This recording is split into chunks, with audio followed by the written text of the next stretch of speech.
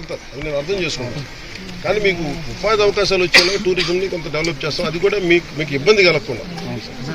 అంటే అదేదో మీకు వచ్చి మీ ఇబ్బంది కలగకుండా అలా కాకుండా మీరు ఆమోదించేలాగే, మీరు ఒప్పుకునేలాగే అదొకటి చేసి పెట్టి దానివల్ల మీరు కూడా సర్పంచ్ కాబట్టి మీరు కూడా ఈ గంజాయి వైపు వెళ్ళకుండా చూడండి. అదొకటి నా రిక్వెస్ట్ ఒకటి. ఎందుకంటే అది అన్నిసార్లు పోలీసులతో గొడవ పెట్టుకుంటే అయ్యేది కాదు, మీరు మనసులోంచి రావాలి. కొంచెం అందరూ కొంచెం ఎడ్యుకేట్ చేయాలి. మాకు ఇక్కడ మచ్చిగుండం అనేది ఉన్నది సార్, పాడేరులో ఉప్పంపేట మండలం పాడేరులో మచ్చిగుండం ఉన్నది. ఇక్కడ టూరిజం ఏరియా మాకు ఏర్పాటు చేయవలసిందిగా కోరుతున్నాం సార్. మీకు చేసి పెట్టాను కదా. పినపాడు పంచాయతీ చాలా మంది విదేశాల నుంచి కానీ మన ఢిల్లీ మిగతా ప్రాంతాల నుంచి వచ్చి మీ గ్రామాలు ఉంటే ఇప్పుడు మీరు ఒక 20 ఇళ్ళు కట్టుకున్నారండి, ఒక 2 ఇళ్ళు మీ టూరిజంకి కేటాయిస్తే ఏది సస్టైనబుల్ హోమ్ స్టే లాగా మీరే వండి పెట్టండి. తద్వారా మీరుండే ఆ గూడెం వరకు మీకు ఆదాయం వస్తుంది.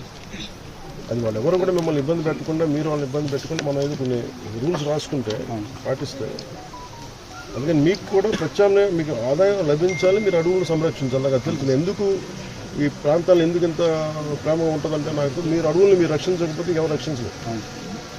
మీ జీవన విధానంలో ఇది ఒక భాగం. అందుకని ఈరోజు డబ్బు కూడా పెద్ద బాగానే చేస్తాం. కేంద్రం మన ప్రధానమంత్రి మోదీ గారి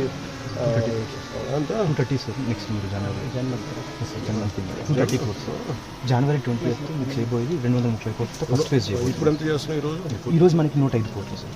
ఈరోజు 105 కోట్లు చేస్తాం. దీనికి ఎంత పెడతాము సార్? దీనికి 5.86 crores. మా దగ్గర ఇప్పుడు మీరు చూసారు గత ప్రభుత్వం, వైసీపీ ప్రభుత్వం వాళ్ళు ఏం చేశారు, వాళ్ళు స్కూల్స్ అమ్మేశారు, మందు బాటిల్ మీద డబ్బులు పెంచేశారు. భవిష్యత్తులో జనం తాగబోయే డబ్బుల మీద కూడా లోన్ తీసుకున్నారు. మీకు ఒక ఇల్లు అట్లా రోడ్లు వేయలే. ఇదేంటంటే నేను ఓట్ల కోసం అయితే నేను సంపను, నేను మీరు బాగుండాలని మనసు లోపల నుంచి కోరుతున్నాను. అలాగే నా బాధ కూడా